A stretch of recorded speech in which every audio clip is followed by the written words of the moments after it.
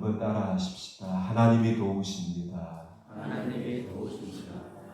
사람을 가리켜서 만물의 영장이라고 부릅니다. 지구에 존재하는 모든 생명체 가운데 사람이 가장 발달된 두뇌를 지니고 있다는 것입니다. 그런데 사람은 그 뛰어난 머리로 자신을 지키지 못합니다. 위험으로부터 자신을 보호하지 못합니다. 질병으로부터 자신을 방어하지 못합니다. 어둠의 권세로부터도 사람은 스스로를 지키지 못합니다. 이처럼 사람은 한계가 분명한 존재인 것입니다. 능력이 제한된 연약한 존재가 바로 저와 여러분, 우리 자신인 것입니다. 그래서 우리에게는 하나님이 필요합니다. 구원자 예수님이 절실하게 필요한 것입니다. 우리의 능력 너머에 있는 영적인 문제, 생명의 문제, 구원의 문제, 인생의 문제를 해결하고 도와주실 수 있는 주님이 반드시 우리에게 필요한 것입니다. 그래서 오늘은 우리를 도우시는 하나님에 대해서 오늘 본문을 중심으로 함께 은혜를 나누고자 합니다. 첫째로 하나님의 도우심이 우리에게는 절대적으로 필요합니다. 한번 따라 하시겠습니다. 하나님의 도우심이 절대적으로 필요합니다. 그렇습니다.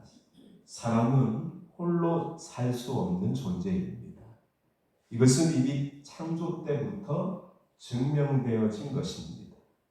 하나님이 아담을 창조하시고 아담이 홀로 지내는 것이 외롭게 보였습니다. 그래서 하나님이 아담을 위해서 또 한 사람을 지으셨습니다. 하나님이 그 사람을 가리켜서 이렇게 표현합니다. 창세기 2장 18절을 보면 아담을 위해 돕는 배필이라고 설명합니다. 이렇게 해서 인류 최초의 가정이 세워집니다. 그 후로 아담과 하와는 서로를 의지하면서 살았습니다. 서로를 돕는 짝이 되어서 살았습니다. 그런데 문제가 발생하고 말았습니다. 두 사람이 도저히 해결할 수 없는 문제를 만난 것입니다. 하나님이 먹지 말라고 하신 선악과를 먹은 것입니다. 하나님의 말씀을 거역하는 죄를 범한 것입니다. 죄의 문제가 그들 앞에 놓여진 것입니다. 하나님이 선악과를 먹으면 반드시 죽는다고 경고하셨습니다. 이제 아담과 하와에게는 죽음의 문제까지 맞이하게 된 것입니다. 그들은 도저히 해결할 길이 없게 된 것입니다. 하나님의 심판만 기다리는 처지가 된 것입니다. 절망만이 그들에게 남게 되었습니다. 이것이 바로 사람의 한계라고 할 수가 있습니다. 아담과 하와가 도저히 해결할 수 없는 영역, 죽음의 문제, 사망의 문제에 이르게 된 것입니다. 그때 그들을 돕는 손길이 임했습니다. 하나님이 그들의 수치를 가리워 주셨습니다. 창세기 3장 21절을 보면 하나님이 친히 짐승의 가죽으로 옷을 지어서 그들을 입혀 주셨습니다. 죄를 지은 아담과 하와를 감싸기 위해서 죄 없는 짐승이 대신 희생한 것입니다. 이것은 바로 죄인된 우리를 대속하기 위해서 십자가에서 희생의 보혈을 흘리신 예수 그리스도를 예표합니다. 오늘도 예수님은 우리의 죄와 허물을 십자가의 보혈로 덮어주십니다. 지난날의 모든 죄를 주님 앞에 정직하게 내어놓고 진실하게 회개할 때 우리의 죄를 깨끗하게 씻어주시는 것입니다. 더 이상 과거의 죄로 인해서 괴로워하고 죄책감에 시달리지 않도록 주님께서 보혈로 깨끗하게 씻어주시는 것입니다. 아담과 하와는 이제 죄의 심판인 죽음을 맞이하는 일만 남게 되었습니다. 그런데 하나님은 그들에게 은혜를 베풀어 주셨습니다. 선악과를 먹으면 그날 죽을 것이라고 주님께서 말씀하셨는데, 그런데 죄의 집행을 당장 시행하지 않으시고 뒤로 미루어 주신 것입니다. 오늘도 하나님은 죄를 지었다고 당장 심판하지 않습니다. 회개하도록 기회를 주십니다. 하나님께 돌아오도록 은혜를 베풀어 주십니다. 그런 점에서 우리는 죄를 지어도 아무런 일이 일어나지 않는다고 착각하지 말아야 합니다. 하나님이 기회를 주시는 은혜의 때라는 것입니다. 오래 참으시고 우리를 회개할 수 있도록 기회를 주시는 것입니다. 하나님께 돌아오라고 은혜의 때를 주시는 것입니다. 그러므로 우리가 죄 가운데 있는데도 아무런 문제가 일어나지 않을 때, 그때 안심할 것이 아니라는 것입니다. 우리에게 하나님께서 참고 기다리고 회개할 것을 기다리고 계시는 순간이라는 것입니다. 우리는 하나님이 주시는 은혜의 때를 헛되이 보내지 말아야 합니다. 하나님의 은혜가 얼마나 크고 놀라운지를 깨닫고 돌이키는 기회로 삼아야 할 줄로 믿습니다. 결국 아담과 하와는 에덴 동산에서 쫓겨나고 말았습니다. 그러자 그들은 이제 거친 광야에서 살아가야 했습니다. 그런데 놀랍게도 그 험한 세상에서도 하나님은 아담과 하와를 지켜주셨습니다. 그 증거가 바로 아담의 가정에 하나님이 자녀를 주신 것입니다. 그렇게 해서 태어난 자녀가 가인이었고, 둘째 아벨이었고, 셋째 셋이 태어납니다. 하나님이 심판받을 아담의 가정에 자녀를 주신 것입니다. 그래서 절망 가운데 빠질 수밖에 없는 이 아담과 하와의 가정의 자녀를 통해서 기쁨을 얻고 행복을 얻고 소망을 얻게 하신 것입니다. 이것이 하나님이 아담의 가정에 베풀어 주신 또 하나의 은혜입니다. 그 아담의 자녀들이 자손을 낳아서 오늘의 인류로 퍼지게 된 것입니다. 이처럼 하나님은 죄로 인해 멸망받을 아담과 하와에게 심판을 뒤로 미루십니다. 계속해서 은혜를 베푸시고 도움의 손길을 주시는 것을 볼 수 있습니다. 오늘 우리에게도 하나님은 이러한 은혜를 베풀어 주십니다.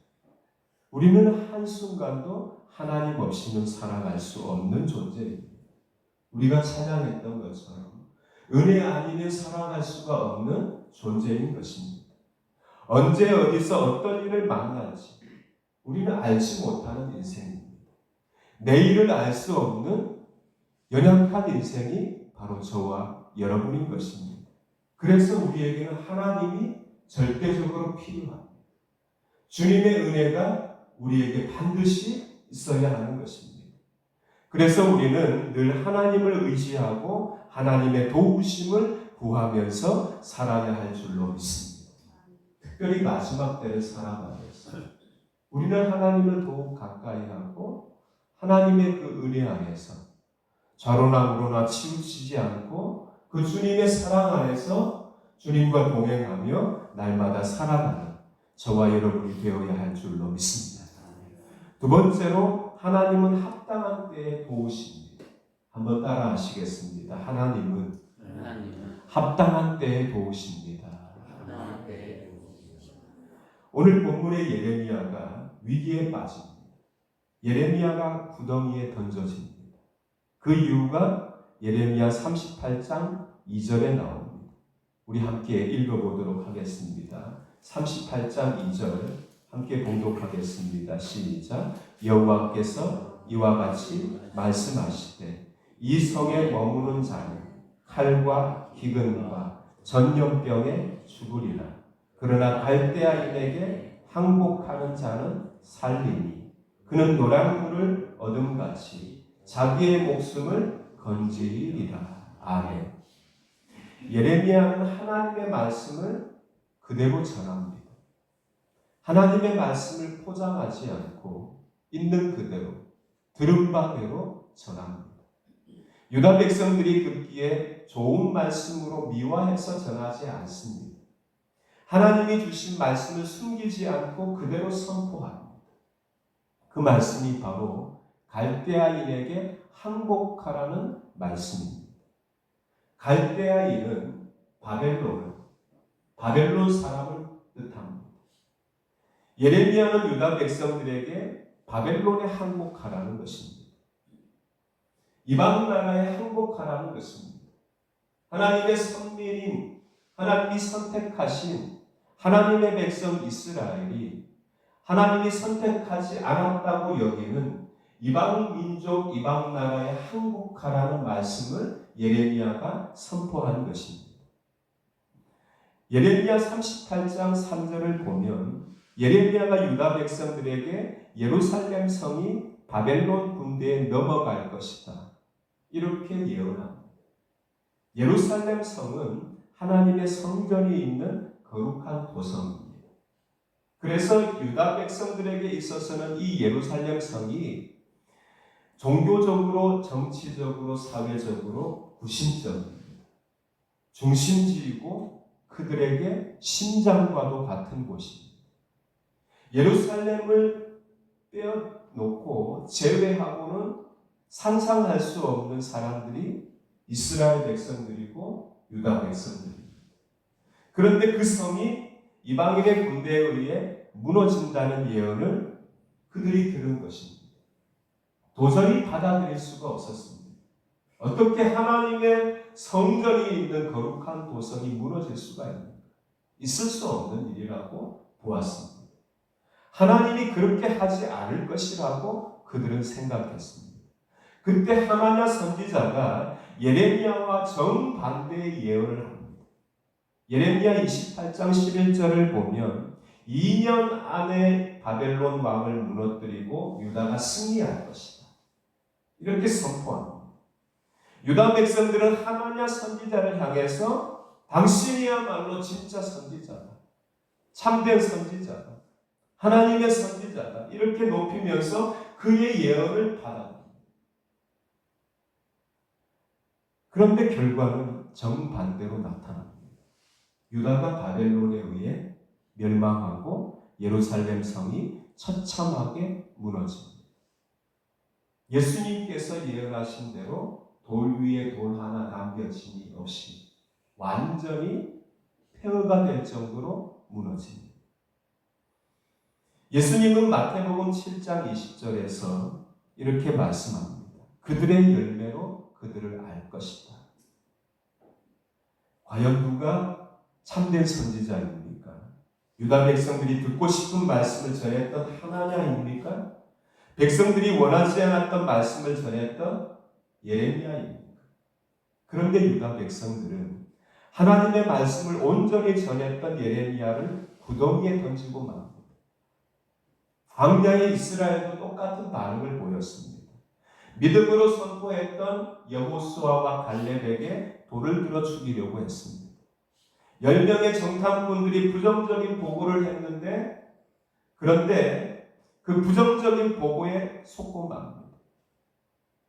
이스라엘 백성들이 이제 가나안 땅을 입성하기 전에 두려웠습니다. 그 땅에 바로 들어가기에는 두려움이 생겨서 12명의 각 지파별로 대표 한 사람을 뽑아서 가장 기민하고 지혜로운 한 사람을 각각 뽑아서 12명을 모아서 정탐꾼으로 가나안에 그들이 보냅니다.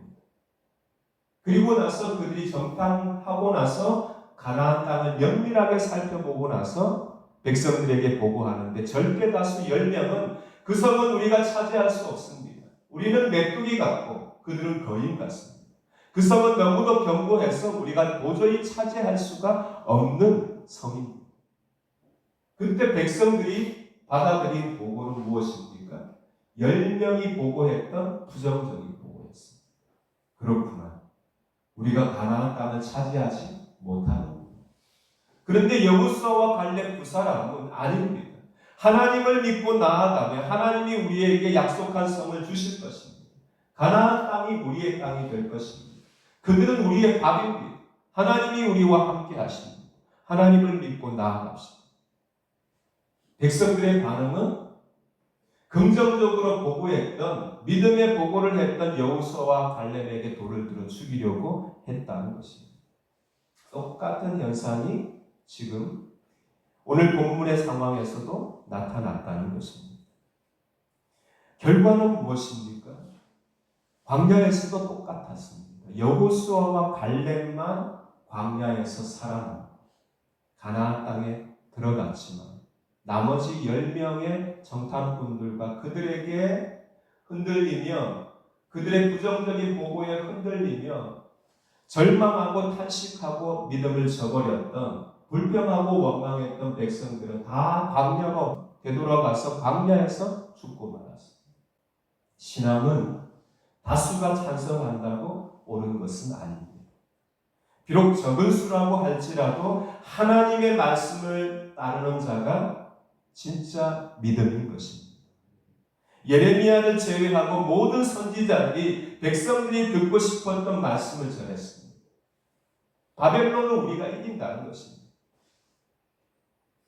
예레미야는 반대로 바벨론에게 항복하라는 것입니다. 우리가 바벨론에 무너진다는 것입니다. 특히 예루살렘 성이 무너진다는 것입니다. 그러니 항복하면 살 것이라고 선포했습니다. 백성들이 시드기야 왕에게 가서 바벨론에게 패할 것이고 예루살렘 성이 무너질 것이라고 예언하는 이 예레미야를 처형하라고 왕에게 요구합니다.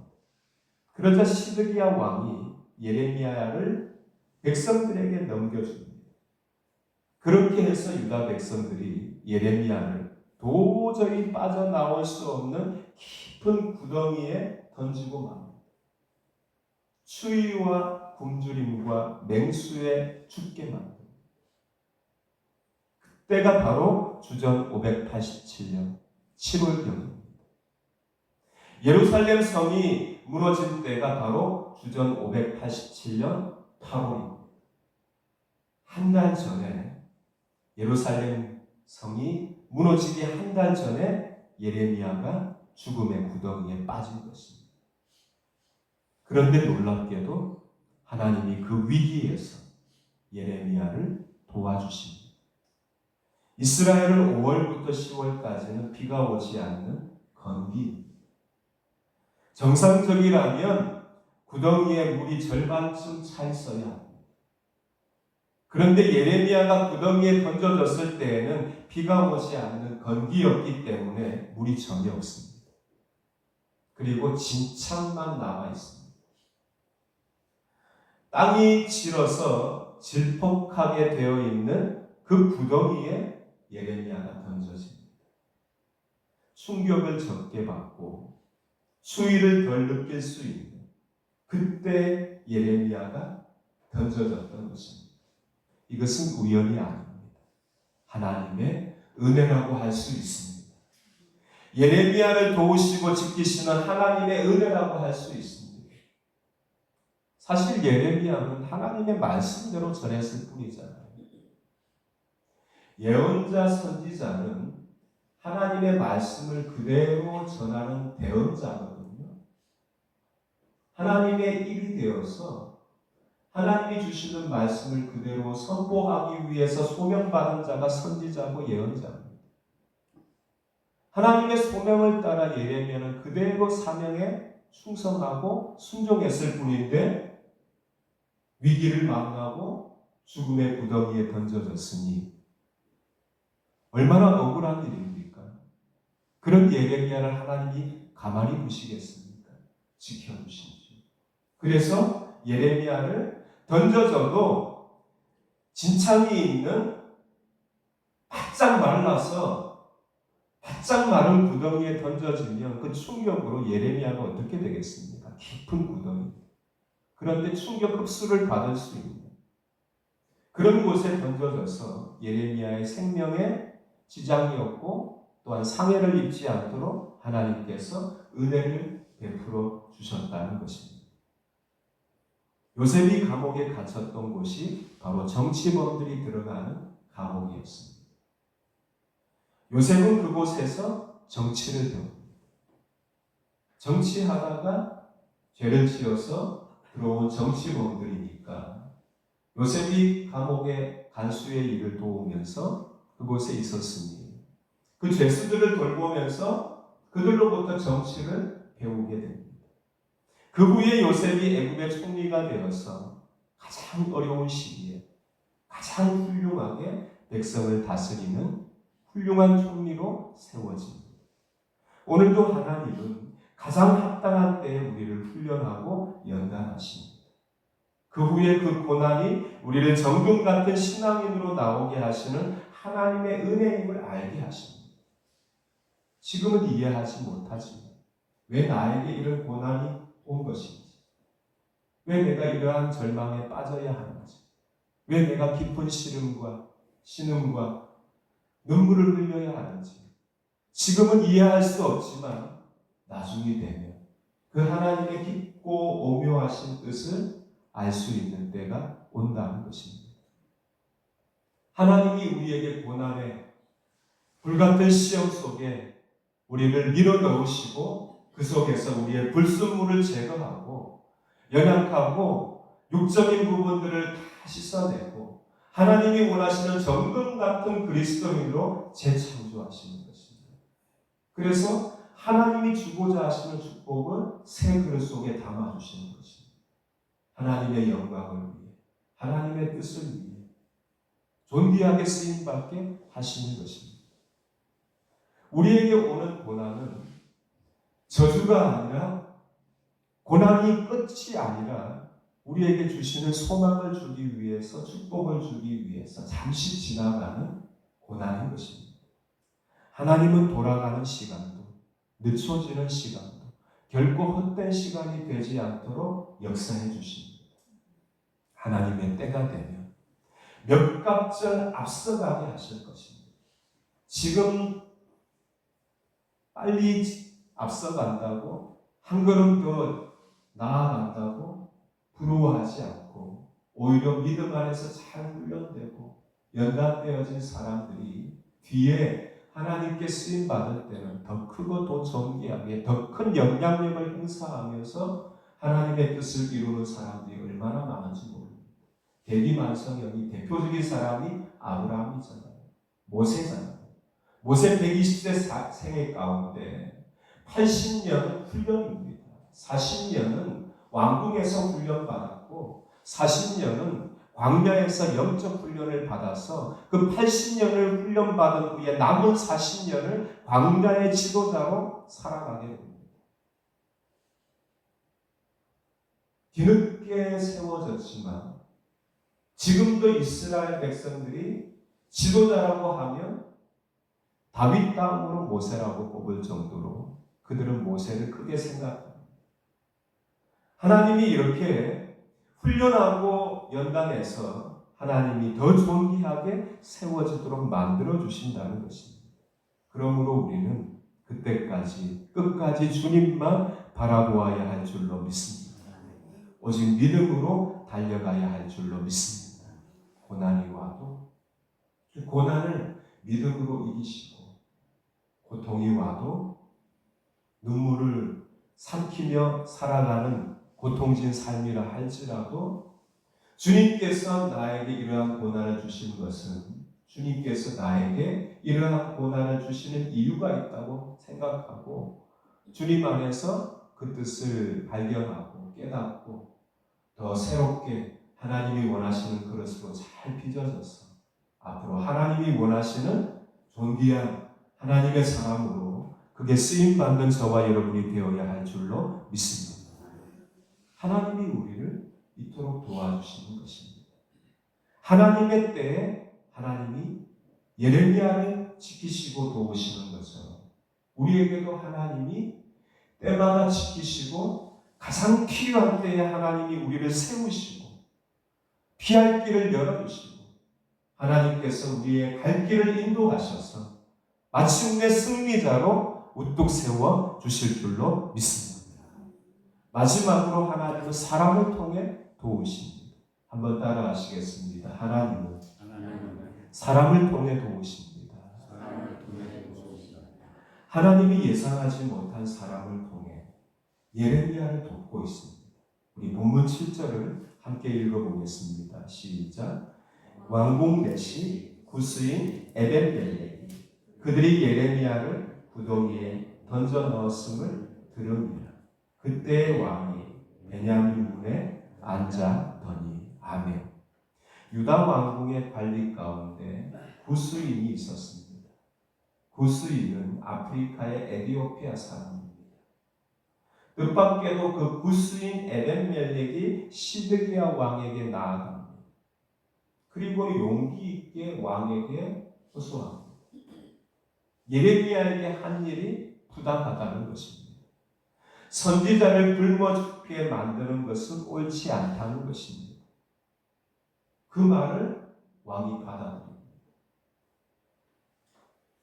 놀랍게도 시드기야 왕이 이 에벤멜렉 내시인의 그 구스인 출신의 내시의 말을 간청을 들어줍니다. 결국 예레미야가 그 구덩이에서 나올 수 있게 됩니다. 하나님이 유다 백성들이 악하자 이방인을 통해서 예레미야를 살려주신 것입니다. 나아만은 여종을 통해서 문둥병을 고침받는 길이 열렸습니다. 오늘도 하나님은 전혀 생각하지도 못한 사람을 통해서 우리를 도우십니다. 하나님은 필요한 곳에 사람을 준비하시고 우리를 돕는 손길로 사용하십니다. 하나님이 필요한 때에 만남을 주십니다. 운명적인 만남을 가지게 하십니다. 오늘 우리에게도 하나님이 필요한 때에 운명적인 만남을 주십니다. 내 인생을 예비하신 그 운명적인 만남, 내 삶을 완전히 변화시키는 그런 축복의 만남을 하나님이 우리에게도 갖게 하신 것입니다. 이처럼 하나님은 우리를 도우시는데 사람을 통해서 역사하신다는 것입니다. 우리는 하나님의 도우심이 절대적으로 필요한 사람입니다. 하나님은 합당한 때에 우리를 돕습니다. 하나님은 사람을 통해서 우리를 도우십니다.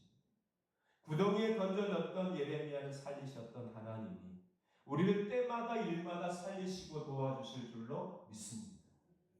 주님의 손보다 깊은 웅덩이는 없습니다.